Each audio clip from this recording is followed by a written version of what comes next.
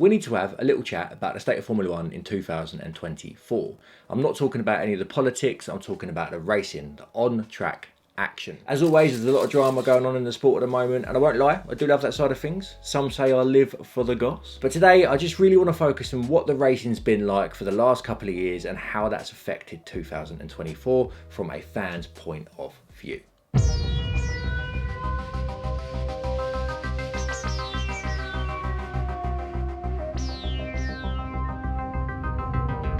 At the time of recording this video, we are 3 rounds into the season, with the Australian Grand Prix actually only finishing a couple of hours ago.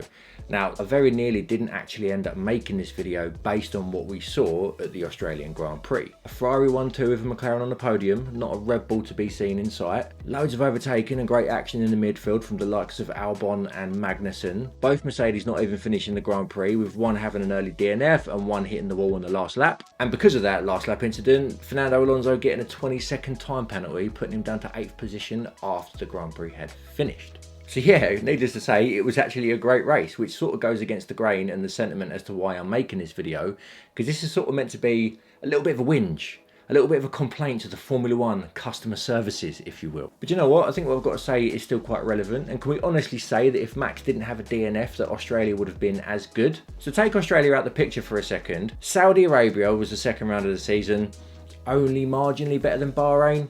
And let's be honest, it was still a bit shit. And that, to be honest, is actually the original reason why I decided to make this video. Because in my 20 plus years of watching the sport, living it, breathing it, bleeding, sometimes putting it above family and friends, I've never once actually missed a race. And for the first time ever in my career of watching as a fan, I thought to myself, would it actually matter if I didn't watch a race? Just feels like the outcome is so predetermined at the moment that I sort of wonder, is it worth it? To coin the phrase, is the juice worth the squeeze? So what exactly am I actually talking about? Like, what's the point of this video?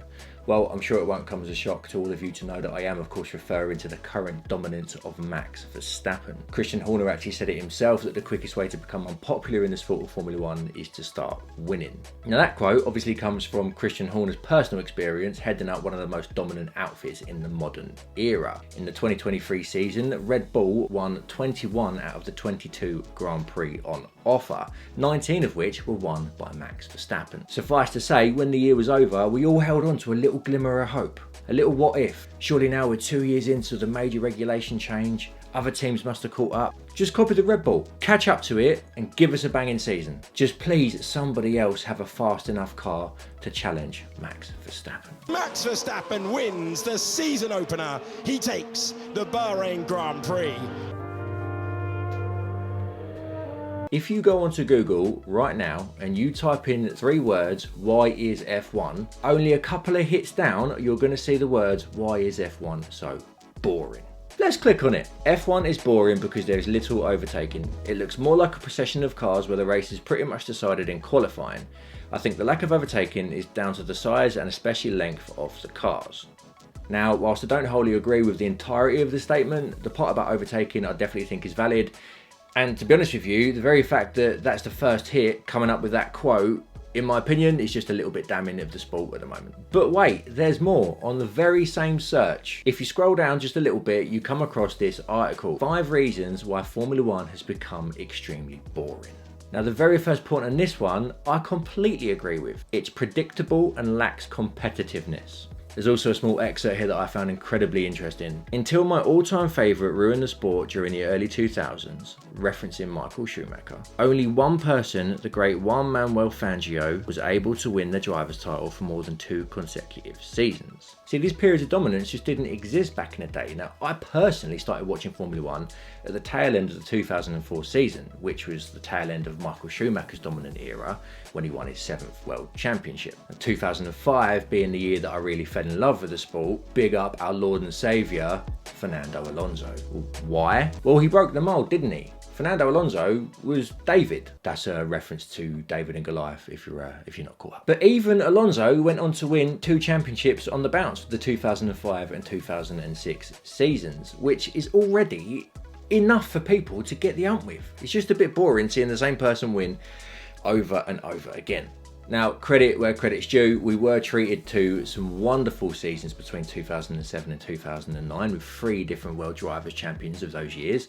We had Kimi Raikkonen in 2007, Lewis Hamilton's first one in 2008, and of course you can't forget the Brawn era, Jenson Button in 2009. But little did any of us know that we were about to embark on what I like to call the heavyweight era of dominance of Formula One from 2010 onwards. You had the Sebastian Vettel and Red Bull era where 4 World Drivers' Championships and 4 Constructors' Championships were won on the bounce between 2010 and 2013. Of course, Mercedes won 8 Constructors' World titles between 2014 and 2021. 6 of those were drivers' titles belonging to Lewis Hamilton. And now Red Bull find themselves currently back in the hot seat with the 22 and 2023 Constructors' Championships. Max Verstappen obviously winning both drivers' titles. Also off of the back of 2021. I'm going to be honest, I need a bit of a long run up before I start talking about that one, so that's a conversation for another day. Now, you'd be forgiven for thinking that I'm actually referring to Red Bull as the problem, but I'm not. No, the problem is Max Verstappen.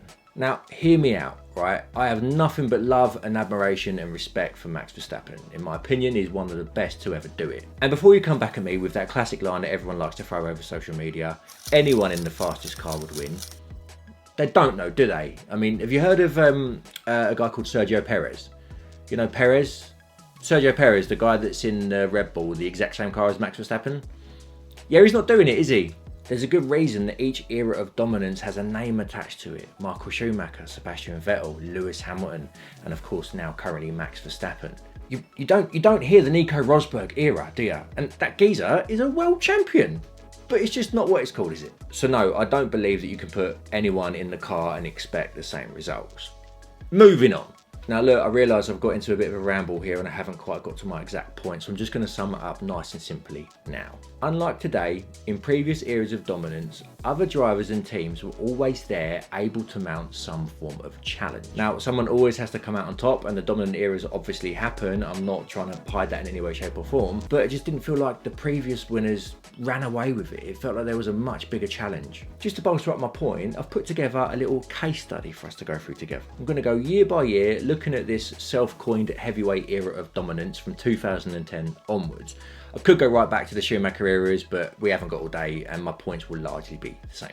Now, buckle up, we've got about 13 years of Formula One to rattle through, so I'm going to do this as quick as I can, but I also want to try and get my point across in a nice, cohesive way. In 2010, the championship ultimately won by Vettel. You can see how varied the winners were. 5 different winners from the first 8 races, with Vettel actually only taking 5 victories that season. 2011 was much more dominant from Vettel, however again we had 5 race winners this season too, and the most wins Vettel got in a row were 3. Granted, he did that on 2 separate occasions, but again we had a lot more variety throughout that season too. In what was possibly the most exciting season of the Vettel era, 2012 gave us a different winner for the first 7 rounds of the season. And even though Vettel extended his win streak record to 4 in a row, we ended the season with 8 different Grand Prix winners. Let me say that again, 8 different Grand Prix winners. Can you imagine? Now, the only real outlier throughout Vettel's time as reigning champ was of course 2013, where he absolutely obliterated the competition with 13 total victories, the final 9 of which were all won consecutively in the second part of the season, a record held until very recently. I wonder who could have beaten it. But even with that, you had a Lotus on the top step with Kimi, Alonso got a couple of wins, and even Mercedes were able to grab a few wins too in a car that had previously not had the pace to do so. So yes, while Vettel absolutely outclassed the field in his final championship, he had to do so with his elbows out from time to time. The Hamilton and Mercedes era then, with a new set of regulations now governing the sport, 2014 finally broke the Red Bull streak, and although we only had 3 winners this season, Rosberg always felt like he was there to mount a challenge. And of course, Danny Ric showed up for a few wins as well. 2015 was again a much more varied season. Although Lewis ultimately walked away with 10 victories, he only had a win streak maximum of 3, which he achieved just once that year, with either Vettel, now in the red of Ferrari, or Rosberg always there to pick up a few wins and break it up for us. 2016 was an absolute banger year, with both Rosberg and Hamilton fighting closer than ever before, trading win streaks throughout the year. We even had a few wins picked up by the Red Bull duo, and it was ultimately Rosberg who came out the victor as the 2016 world champion. Now, Rosberg later shocked the world as well by deciding to retire a couple of days after, and whether you're a big fan or not, he was challenging his teammate for the win. He was challenging his teammate for the World Drivers' Championship, and that's what people want to see. They want to see more than one person able to mount a fight. 2017, we found our way back to 5 different race winners throughout the year, with Vettel taking 5 victories in a very fast Ferrari, showing consistent pace that gave us all hope that we could have had a title battle on our hands. Now, that wasn't to be the case for 2017, however 2018, Vettel won the first 2 rounds, with Ricciardo winning the third. Hamilton obviously resumed position at the front for the next race, however he couldn't make it past 4 in a row again, which meant again a lot more variety in the season. We had a similar story for 2019 too. Lewis managed 4 in a row once more, but others were able to fight for race wins throughout, which just allowed for a much more enjoyable viewing experience. Now, 2020 was probably Mercedes' most dominant part. To be fair, we were likely saved by the fact that it was COVID because it gave us a much shorter season, but based on that car, Lewis blitzed it, let's be honest. But again, we had 5 different race winners, including Gasly and Perez maiden victories, which was so good to see despite the outcome of the World Drivers' Championship. Hamilton was such a force for so long, but it never really got boring. 2021. The tide had finally started to shift. We had a true title battle across separate constructors with some choice driving from both Max and Lewis, although admittedly Max got his elbows out a little bit more, but they both constantly kept us on our toes.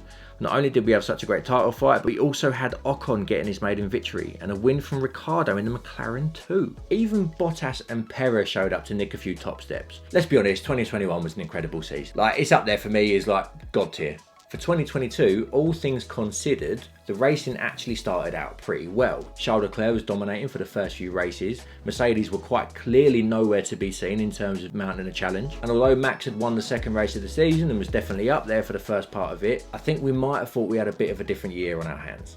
However, it soon became clear that that wasn't going to be the case. Now, side note, I know I just praised previous seasons as a benefit for having multiple race winners, so I don't want to contradict myself too much here when I say this next bit, because 2022 also had 5 race winners. It almost felt like Max Verstappen either had to have an issue or a bad timing around a safety car for anyone else to even stand a chance, because on his day, you just couldn't beat him. I mean, Max took the all-time record for amount of races won in a season with 15 victories. Imagine anyone else getting more than 15 victories in one season. Do I even want to do this? 2023. I mean, just look at it. 19 wins, 10 victories in a row. Races started from halfway down the order, only to be leading within the first 10 laps. Records being broken left, right and centre. Look, we need to applaud these stats. On one hand, you have to give it to Max. You can't take anything away from him. He's quite literally one of the best to ever do it. But as a fan, it just takes away a little bit of that magic. The beauty of the sport that I've always loved is that even through those periods of dominance that I just reeled off, someone else could still have a crack. And the current era has just sort of taken a bit of that love away from me, and I don't like that, I have to admit. That's ultimately the point I wanted to make. It doesn't matter what sport you're into, but as a fan of the sport of Formula One, I just want to be able to watch it and love it and enjoy it the way I always have, despite the outcome. Listen, I'm new here. This is actually my very first YouTube video on this channel, so obviously do all the usual stuff. It would really help me out if you liked, subscribed, commented. Be cool to make some pals along the way as well. And yeah, thanks for watching. My name's Ziggy. In a bit.